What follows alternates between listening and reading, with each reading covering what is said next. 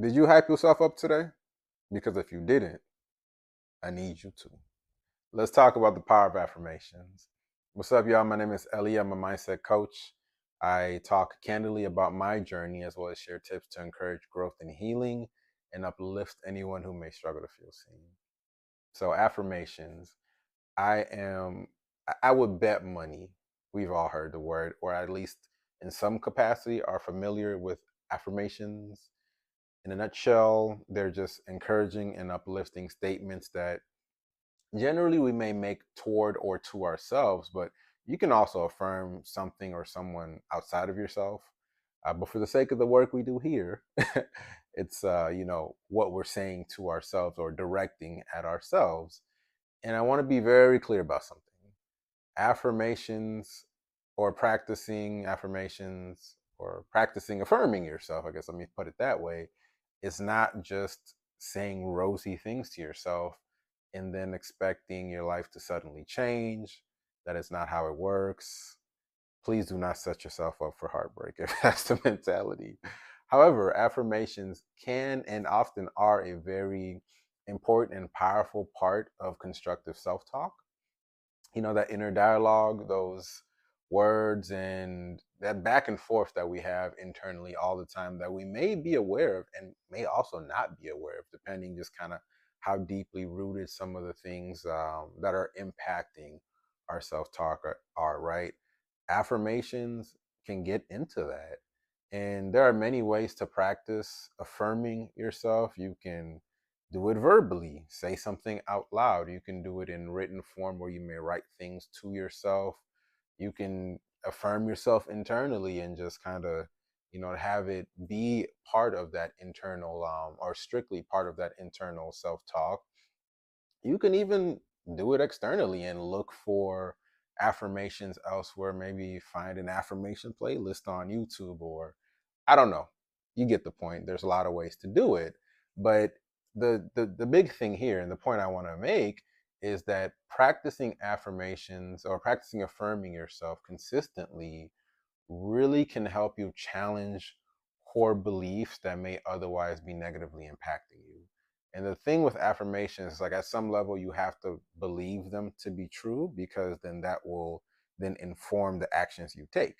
Because again, your core beliefs really inform what you do. Your subconscious and what's stored in there and what you really believe is what's going to drive you. So at some level, that belief has to become rooted or cemented somewhere, and that's where the consistency piece comes in, right? But anywho, using I am and I have statements are a great way, I found, to really challenge negative thoughts or beliefs about ourselves or situations, because over time, saying I am, that is essentially adopting a new aspect of your identity that you may want to have. Or saying I have is, kind of inviting something in and willing it into the world, willing it into the universe, right? So again, there are a lot of ways to practice affirmations, but the point is simple, that they're powerful and important. So as always, I want to humanize this a bit and talk a little bit about my journey, because it's not something I've always been super consistent in doing. But once I got consistency in it, I really started to also see things around me and within my life change. So something happened. There's something to it. But nevertheless, a couple years ago, I had a different business that was crumbling horrendously. I couldn't even believe the things that were going on. And I found myself in just this like very challenging head space, very challenging emotional space, and I needed some positivity. So I actually just went on YouTube and started, looking up affirmations and finding playlists and finding random channels and just playing them in the background as I would maybe get ready, maybe as I was showering, maybe I was just washing dishes, maybe I was just sitting there, really just kind of soaking up positivity, because like in my waking life, I was pressed. So I needed something. And then additionally, as things continued to, go from bad to worse, I started writing affirmations to myself. And I actually would write certain things to myself about me as a person, and also about things that I had, which in the moment, tangibly, I maybe didn't necessarily see, or, wasn't there exactly how I wanted it to, but that's what I was working toward. So in my head, I was like, look, I'm gonna keep reminding myself that this thing that I need, or this aspect of myself that I need to develop, like, I got it. It's here. I will not forget it, and I will remind myself that, like, it's within my grasp.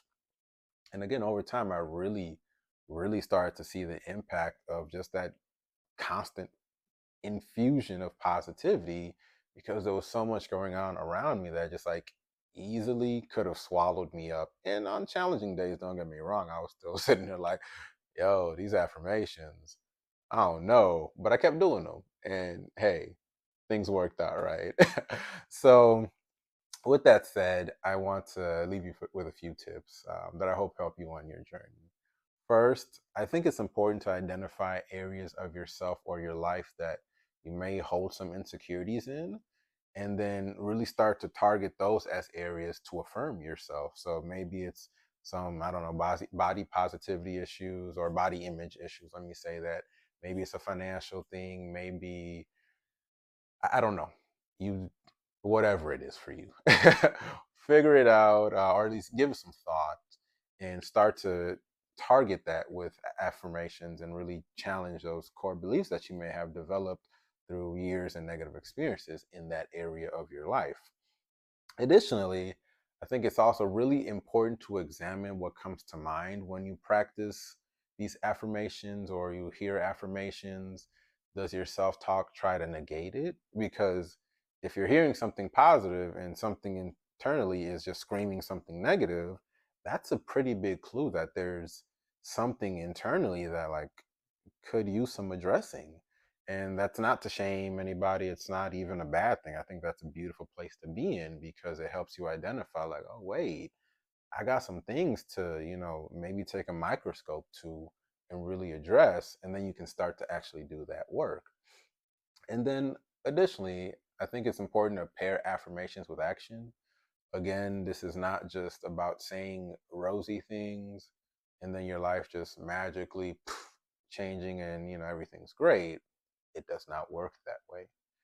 You gotta, one, be consistent, and two, take some level of action. So if the affirmation is, I don't know, revolving around a financial situation that you want to change, I think it's important to look at what you can change. What changes can you make? What tweaks can you make? And kind of hold yourself accountable to not only challenging yourself internally, but also then taking action and challenging that situation externally. Do both. So I hope those things help you on your journey.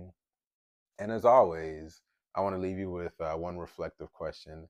And today, that is, if you hired yourself as your own hype woman or hype man, what would you say to yourself to get you motivated?